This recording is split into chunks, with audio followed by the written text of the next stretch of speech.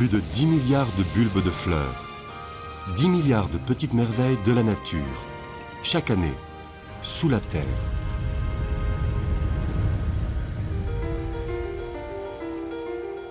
Quelques mois plus tard, elles apparaissent enfin. Les premières fleurs du printemps. Toutes sortes de variétés. Une infinité de couleurs, de senteurs et de formes. 10 milliards de bulbes cultivés en Hollande.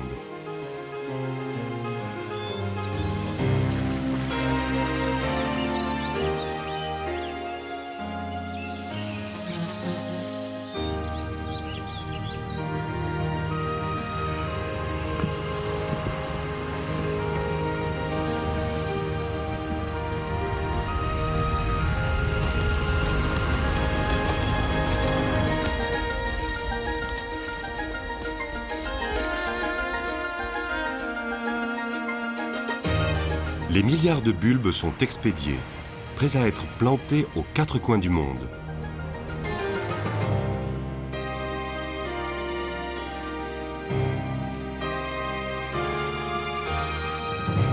Les bulbes de Hollande qui ont poussé dans des terres situées à plusieurs mètres sous le niveau de la mer.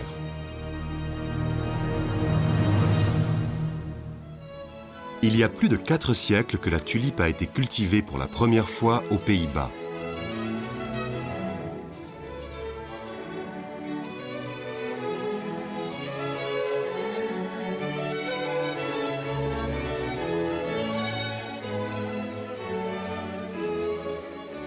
Au début, les premières tulipes ont provoqué un engouement frénétique, la tulipomania.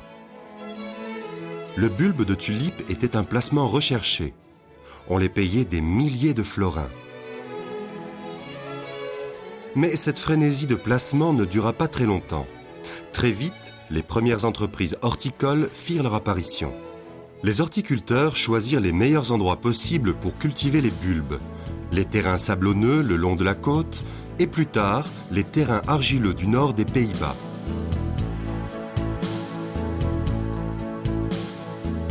Cela a l'air très simple, la culture des bulbes. Il suffit que la nature fasse son travail.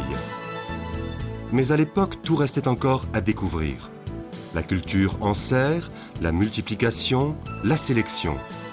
C'est à cette époque que furent posées les bases de la culture des bulbes, telle qu'elle est pratiquée maintenant. Des centaines de nouvelles variétés de tulipes, de narcisses et de lys. De nouvelles sortes, de nouvelles techniques de sélection et de culture. Certaines choses restent inchangées. Par exemple, la principale période de plantation des bulbes demeure toujours l'automne.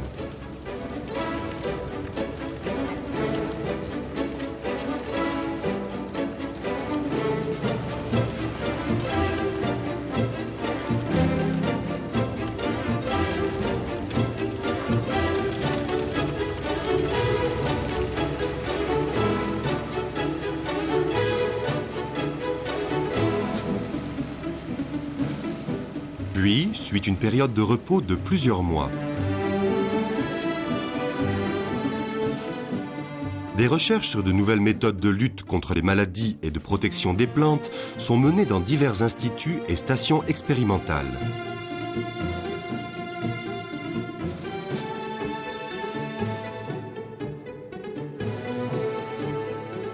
Les horticulteurs étudient ensemble de nouvelles méthodes de travail. Ils choisissent les variétés plus résistantes aux maladies et utilisent les résidus de plantes comme compost.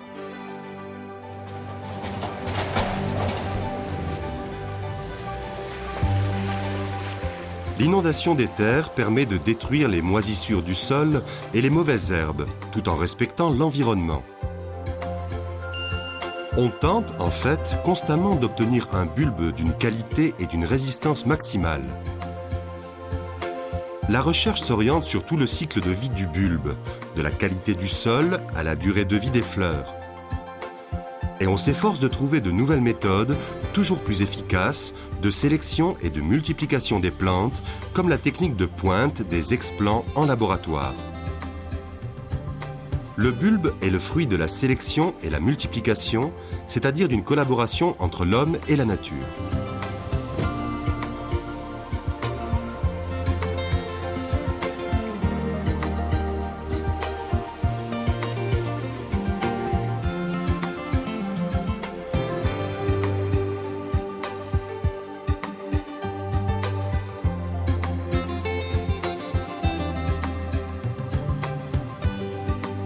Quand on cultive de nouvelles variétés, ce qui compte, c'est la couleur et la forme.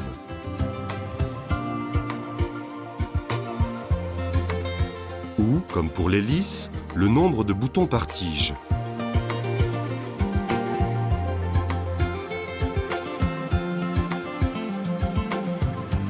Plus ils sont vigoureux, plus ils sont beaux, et mieux c'est.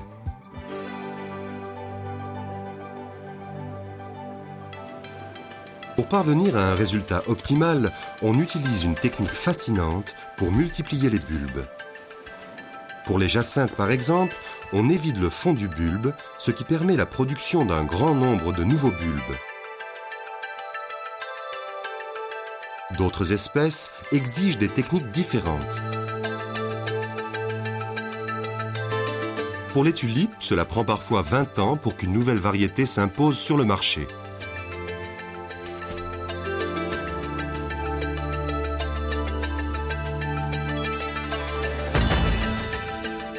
Il faut de la patience, de l'amour et du temps pour cultiver les centaines de nouvelles espèces et les milliers de variétés. Pour la création d'une nouvelle variété, on s'inspire parfois des bulbes d'origine, ce qu'on connaissait il y a plusieurs siècles aux Pays-Bas. Ils sont conservés dans le Hortus bulborum. C'est la banque de gènes du sélectionneur qui recherche les caractéristiques héréditaires de variétés de bulbes de fleurs séculaires. Chaque nouvelle variété cultivée est baptisée au cours d'une cérémonie et reçoit alors un nom. Dès les premiers rayons de soleil, les premières bulbes font leur apparition. Verts, petits et fragiles.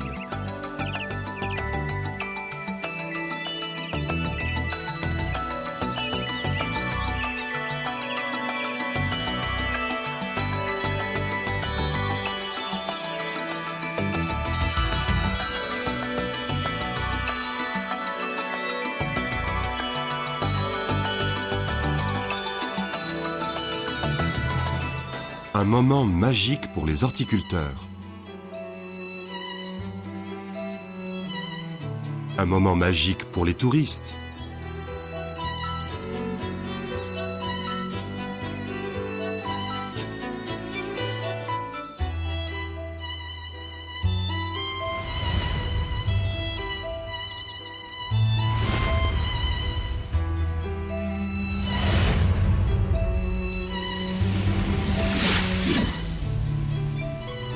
Mais pour qui n'est-ce pas magique ?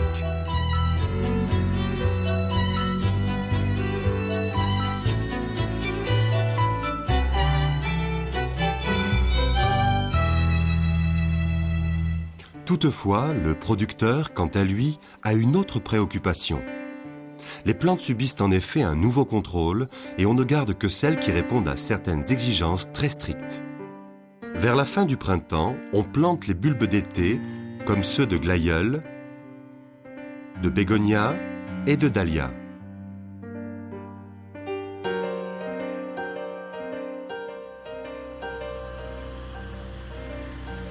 Les plants de dahlia donnent des tubercules destinés aux consommateurs qui les planteront au printemps.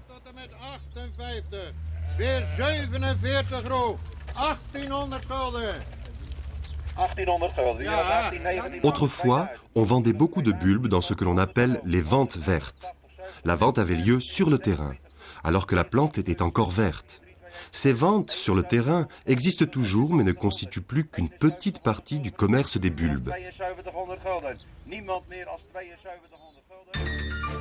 Au printemps, on assiste à une explosion de couleurs.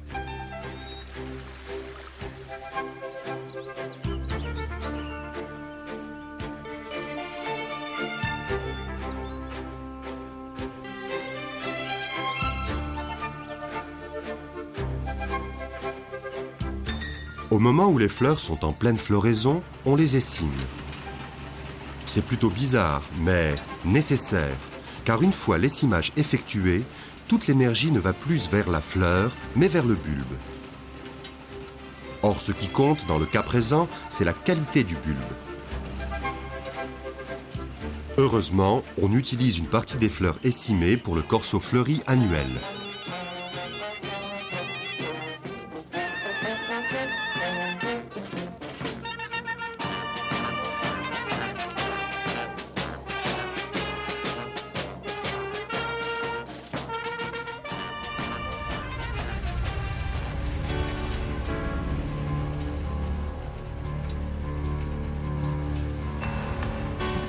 En été, c'est la pleine saison pour les producteurs de bulbes.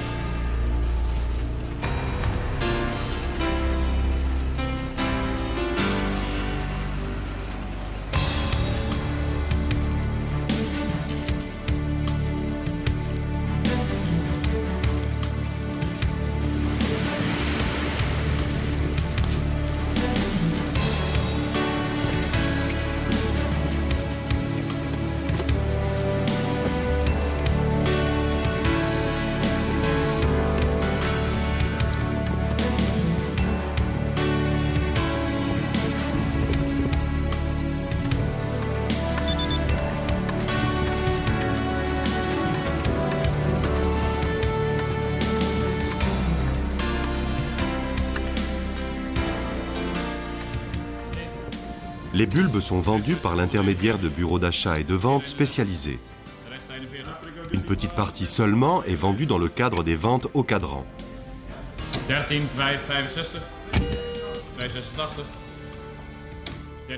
On plante une partie des bulbes adultes en plein air dans les jardins et les parcs.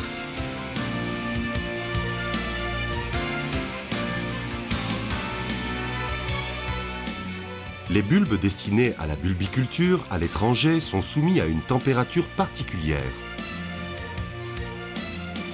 Puis, quand le traitement a duré suffisamment longtemps, ils sont prêts pour la culture des fleurs. De cette façon, on peut faire fleurir les lys, par exemple toute l'année, partout dans le monde.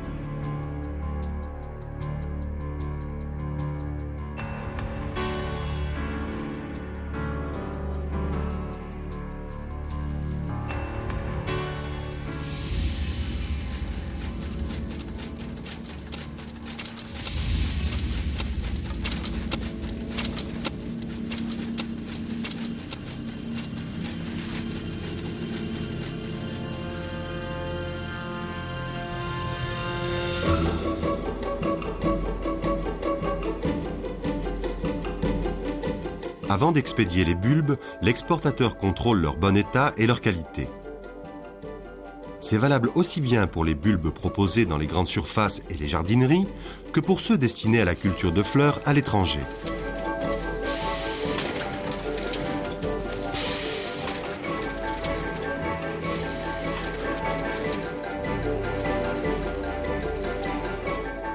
Ils sont alors prêts à être expédiés à des horticulteurs dans plus de 100 pays, à des millions de consommateurs pour pouvoir être plantés à temps.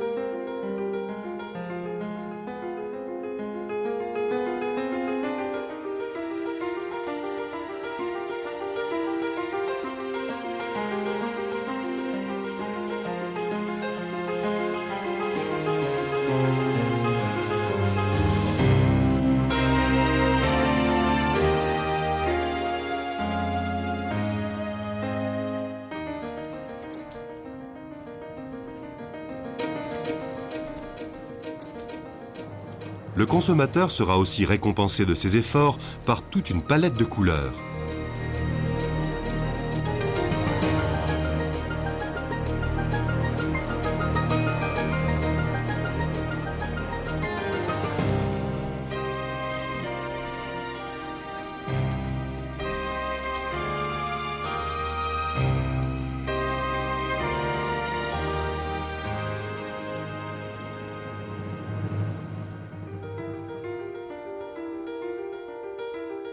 Entre-temps, le travail continue chez les horticulteurs. Jour après jour, d'année en année.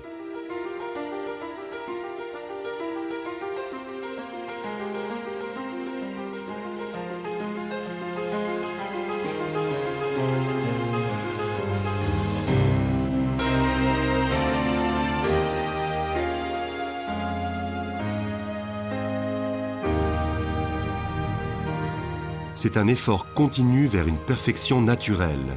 Plus de 10 milliards de bulbes à fleurs, 10 milliards de petites merveilles de la nature qui s'épanouissent à nouveau chaque année.